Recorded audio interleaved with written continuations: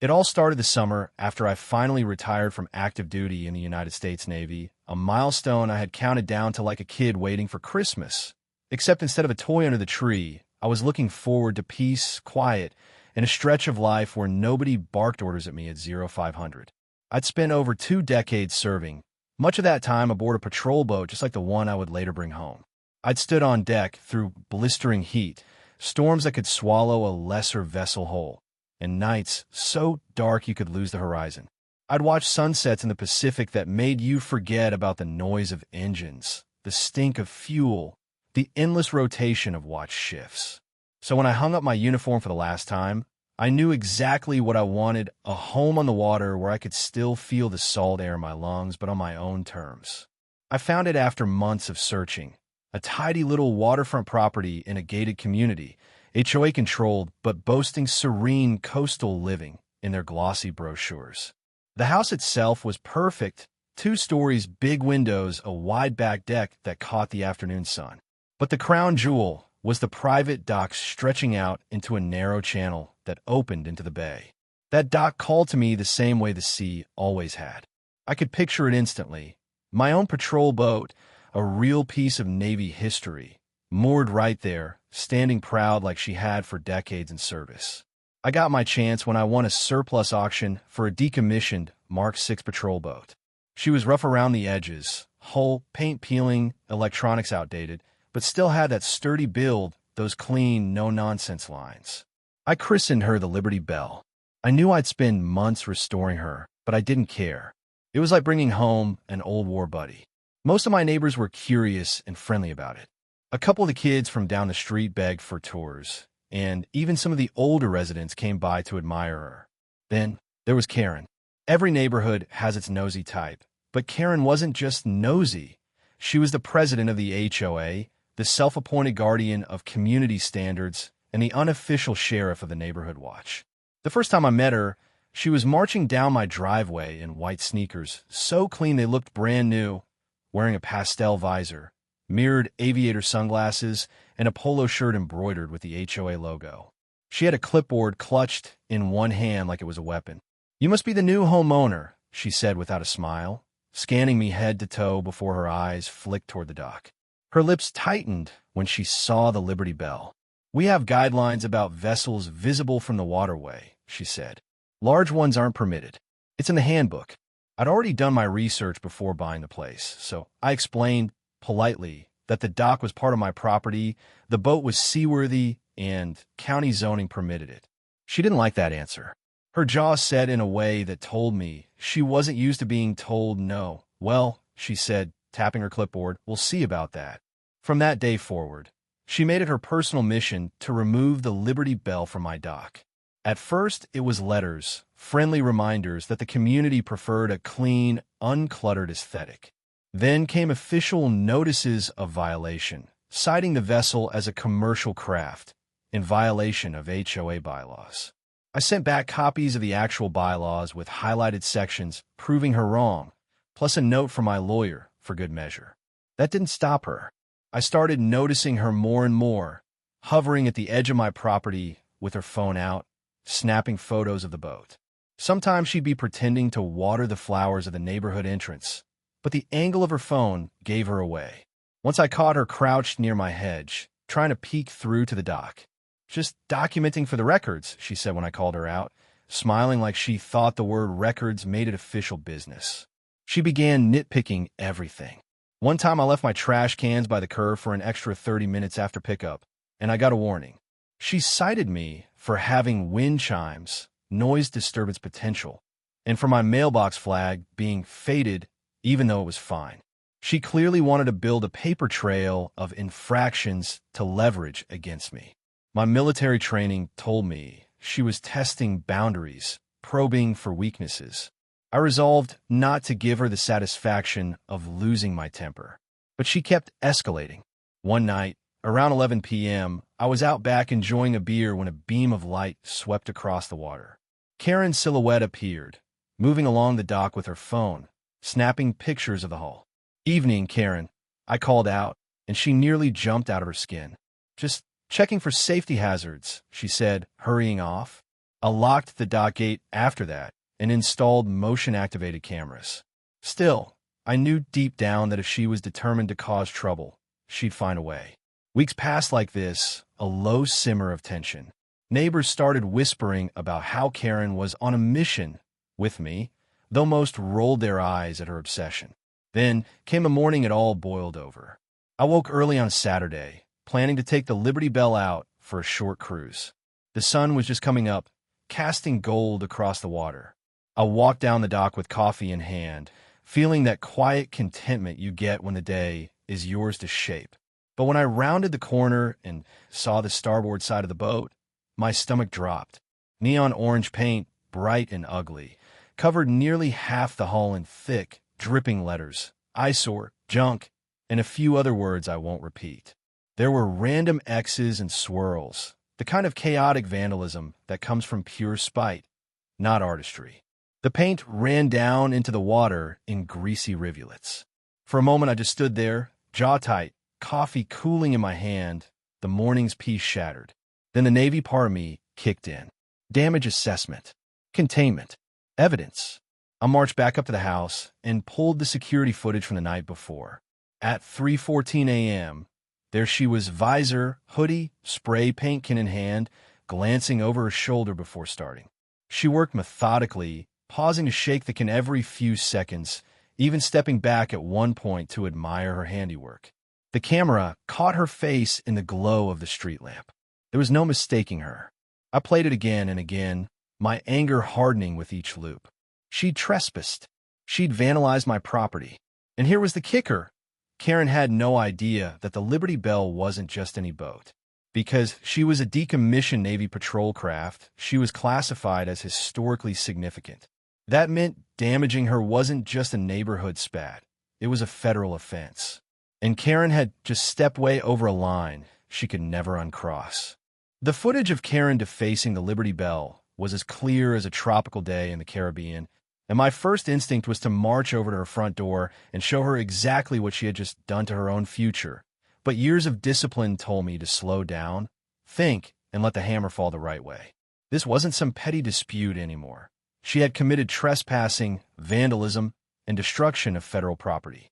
I knew that if I handled it with precision, the fallout would be far worse for her than any shouting match on a doorstep. I called the local police department first, gave them the footage, and explained that the vessel in question was a decommissioned Navy patrol boat. The officer on the line went quiet for a second, then asked me to hold while he got a supervisor. Within an hour, 2 squad cars were parked in front of my house, and an evidence tech was swabbing the hull for paint samples. I could see neighbors gathering at a polite distance, whispering to each other as they glanced between the boat, the cops, and Karen's immaculate front yard. The officers knocked on her door, and she came out in her signature visor and pastel sweater, playing innocent from the start, hands clasped, wide-eyed, acting like she was the victim of a misunderstanding. "I have no idea what this is about," she said, her voice dripping with faux sincerity. That lasted exactly 30 seconds until the officers told her they had her on video, spray paint can in hand, defacing my boat at 3 in the morning. I wish I could have bottled the way her face shifted from sweet to sour in a heartbeat. She sputtered something about community improvement and protecting property values, which the officers shut down immediately by reminding her she'd trespassed on private property and damaged a vessel under federal maritime preservation status. Karen's confident HOA president posture wilted right there on her front porch. She was told to expect charges pending the forensic match on the paint, and the police left with her looking pale as a ghost. I thought that would be the end of the public humiliation, but Karen wasn't done making things worse for herself. The next morning, the HOA sent me an official email stating that they regretted the incident but claimed it had been a sanctioned beautification project gone awry, and that the board did not authorize any overly enthusiastic measures. The tone was so blatantly dishonest, I actually laughed. Not only were they trying to downplay what she did, but they were also quietly admitting she had acted in some official capacity. My attorney nearly spit out his coffee when he read it. This was a gold mine for liability. I had him draft a letter demanding a full retraction, an admission of wrongdoing, and an agreement to cover all restoration costs or face a lawsuit that would make HOA budget meetings a living nightmare. Meanwhile, word was spreading faster than a summer squall. A local news station got wind of the story after someone, probably one of the amused neighbors, posted still frames from the security footage online. Within a day, the headline, HOA president accused of spray painting Navy veterans patrol boat, was plastered across social media. Comment sections exploded with people calling her a Karen in capital letters, veterans chiming in to share their own horror stories about petty HOAs, and even a few maritime preservation societies weighing in about the seriousness of defacing a vessel like mine. By the time the news van rolled into the neighborhood, Karen had started ducking out of her house at odd hours to avoid cameras. The board members of the HOA were in full panic mode. Several distanced themselves publicly, claiming they had no idea she was planning anything. One even came over to my house in the evening, looking mortified, and apologized on behalf of the reasonable people in the community. I appreciated the gesture, but I told him the matter was now out of my hands. It was in the hands of the law. And the law, in this case, was stacking up nicely against her. The forensic report came back, confirming that the paint on my home matched the paint residue on the gloves found in Karen's garage when police executed a search warrant. Combined with the security footage, the trespassing proof, and her own unguarded comments to the officers about beautifying the boat, the case was airtight. The kicker? Because the Liberty Bell was still registered under a special historic designation with the Navy Heritage Command, federal statutes applied, meaning the fines and restitution requirements were far steeper than they would have been for an ordinary boat. My attorney began coordinating with a federal prosecutor who specialized in heritage property crimes. The prosecutor's tone on our first call made it clear. They were eager to make an example of this case, partly because of the blatant disregard Karen had shown and partly because the public interest was now so high. In the meantime, I wasn't about to let the Liberty Bell sit in disgrace. I hired a marine restoration crew to start cleaning the paint off immediately, carefully documenting every hour of labor and every dollar spent for the restitution claim. The process was painstaking. The neon paint had bonded with the outer gel coat, and in some areas it had seeped into tiny hairline cracks, requiring specialized solvents and hand polishing. The crew treated her like the warship she was, and I stood by watching as the ugly orange slowly gave way to the proud gray and blue finish beneath. It felt almost ceremonial, like we were reclaiming her honor. Karen, on the other hand, was unraveling. She sent out a rambling HOA newsletter in which she portrayed herself as the victim of a smear campaign orchestrated by hostile property owners and claimed the footage was taken out of context. This only made things worse. Someone leaked the letter to the press, and late-night talk shows started making jokes about spray paint Admiral Karen. The HOA board held an emergency meeting, and I heard from multiple attendees that it turned into a shouting match, with several members demanding her resignation on the spot. She refused, claiming she would be vindicated, even as subpoenas started landing in her mailbox. The weeks leading up to the trial were surreal. I'd have complete strangers come up to me at the marina to shake my hand and tell me they were following the case. Veterans groups reached out offering legal assistance, PR support, even offers to help fund the restoration. My inbox was full of messages from people who had dealt with similar petty tyranny in their neighborhoods, thanking me for standing up. The attention was flattering, but it was also fuel for the fire. Karen's supporters, few as they were, began muttering about how I was making the community look bad by not dropping the case. I ignored them. This wasn't about publicity. It was about holding someone accountable who thought their title gave them a blank check to trample on others. By the time the trial date arrived, Karen's name was synonymous with HOA overreach. The prosecution laid out the evidence methodically.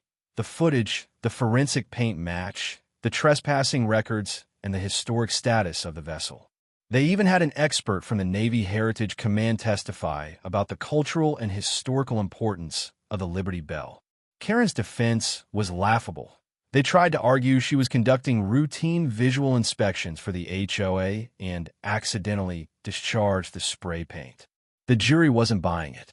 Every time they played the video of her stepping back to admire her work before spraying more, I could see the jurors exchange looks that said, "Are you kidding me?" And that's when the real hammer started to drop. When the trial reached the sentencing phase, it was clear Karen's fate was sealed. The evidence wasn't just damning. It was the kind of ironclad proof law professors use as an example of don't even bother pleading not guilty. The judge, a calm, silver-haired man who looked like he'd seen every flavor of human nonsense in his career, began by summarizing the case in a way that stripped Karen of every shred of dignity she tried to cling to. He spoke of her trespassing, her deliberate vandalism, the damage to a historically significant Navy patrol boat, and her utter lack of remorse. He mentioned her letters, her false claims to the HOA, her laughable accidental discharge defense, and the national attention the case had drawn.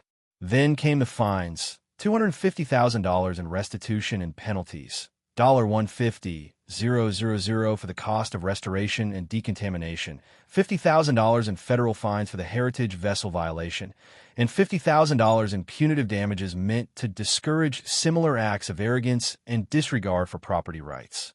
In addition, she was sentenced to 200 hours of community service, specifically ordered to work with a veteran support charity, which I thought was poetic justice. When the gavel came down, Karen's face was the color of unpainted drywall. She didn't even look at me as she was led out by her attorney, who seemed to be silently calculating how fast he could get paid and get away from her. Outside the courthouse, reporters swarmed, and though I'm not one for basking in the spotlight, I gave a short statement that the Liberty Bell was more than just a boat, that it represented service and sacrifice, and that no one, HOA president or otherwise, had the right to trample on that. The veterans groups that had been following the case lit up the internet with support, sharing before and after photos of the boat's restoration. The HOA, now thoroughly embarrassed, issued a public apology. It wasn't some mealy-mouthed PR statement either. They admitted they had failed to rein in their president, acknowledged that the sanctioned beautification claim was false, and announced sweeping changes to their bylaws, including specific protections for historic property and active or retired service members. In the same breath, they announced Karen's removal from her position as president, citing conduct unbecoming of a representative of the community. She moved out of the neighborhood within 3 months, the whispers suggesting she sold at a loss to cover part of the judgment. As for the Liberty Bell, the restoration had been meticulous. The marine restoration crew finished the hull repairs, polished her to a mirror shine, and reapplied her Navy colors with precision down to the last rivet. I decided to mark the occasion by inviting the community, and yes, even a few people who had been in Karen's camp, to a public open deck day. I contacted local schools, veterans groups, and even the news station that had first covered the vandalism, turning it into a mini-event. On a bright Saturday morning, families walked the dock, kids climbed the ladder to the deck, and old sailors swapped stories as they toured the interior. The Liberty Bell stood there, her bow catching the sunlight, looking as if she'd never been touched by Karen's petty spite. Several neighbors who had kept their distance during the conflict came up to me and admitted they hadn't realized how much history that boat carried until they saw it up close. One older man, a retired Coast Guard officer, shook my hand and said, "This is what we're supposed to be preserving." That day ended with the sound of kids laughing, veterans sharing sea stories, and the boat's engines rumbling to life for a short cruise around the bay. It felt like the final act of reclaiming what had been stolen, not just in paint and money, but in peace of mind. In the weeks that followed, the neighborhood actually felt more human. Without Karen's constant patrols and finger-wagging, people seemed more relaxed. The new HOA president was a reasonable man who cared more about actual community upkeep than whether a mailbox flag matched a certain shade of red. Occasionally, I'd hear someone joke about "don't go full Karen" when minor disagreements popped up, and everyone would chuckle knowingly. As for me, I kept the Liberty Bell just as she was, restored, polished, and proud. I'd take her out on the water when the weather was good, sometimes alone, sometimes with friends, always with a sense of gratitude that the whole ordeal had ended not in bitterness, but in a kind of victory that meant something. Looking back, I realized that Karen's biggest mistake wasn't just thinking she was above the law. It was underestimating how far someone will go to protect what matters to them. For me, that boat was more than fiberglass and steel. It was a reminder of service, of places I'd been and people I'd served with, of storms weathered and sunsets earned. And thanks to her, the Liberty Belle had a new chapter in her story, one where a petty tyrant tried to take her down and ended up sinking her own ship instead.